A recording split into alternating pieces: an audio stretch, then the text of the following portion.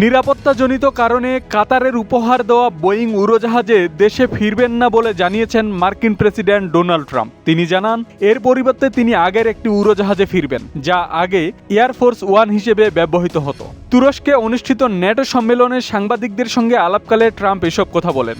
Donald Trump বলেন, Iran একটি তালিকা প্রকাশিত করেছে, সেখানে হত্যার তালিকায় আমি 1 নম্বরে। তিনি বলেন, ইরান সুযোগ পেলে সবার আগে আমাকেই হত্যা করবে।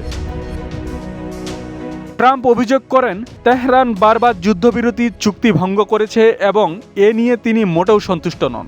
তার দাবি, ইরান জাহাজ লক্ষ্য করে ড্রোন ও ক্ষেপণাস্ত্র ছুড়েছে। তিনি দেশটিকে গত প্রায় 5 দশক ধরে মধ্যপ্রাচ্যের দাদাগিরি করা রাষ্ট্র বলেও আখ্যা দেন। ট্রাম্প বলেন, আমি মনে করি না ইরানের সঙ্গে এই চুক্তি টিকবে। মার্কিন প্রেসিডেন্ট বলেন, প্রয়োজন হলে যুক্তরাষ্ট্র ইরানের বিরুদ্ধে আরও সামরিক অভিযান চালাবে। তার দাবি, মার্কিন বাহিনী এক রাতেই ইরানের 28টি নৌযান ধ্বংস করেছে এবং প্রয়োজনে আরও নৌযান লক্ষ্যবস্তু করা হবে। এছাড়া তিনি পুনরায় বলেন, কোনো অবস্থাতেই ইরানকে পারমাণবিক অস্ত্র অর্জন করতে দেওয়া হবে না। ট্রাম্পের ভাষায়, ইরানের কাছে যদি পারমাণবিক বোমা থাকত তবে তারা সেটি ব্যবহার করত।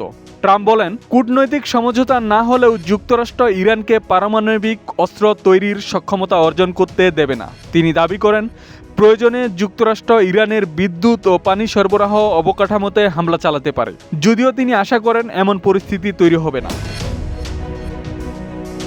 এছাড়া ট্রাম্প বলেন, যুক্তরাষ্ট্র চাইলে ইরানের প্রধান তেল রপ্তানি কেন্দ্র খার্ক দ্বীপ নিজের নিয়ন্ত্রণে নিতে পারে এবং ইরানের বিরুদ্ধে পুনরায় অবরোধ আরোপ করতে পারে।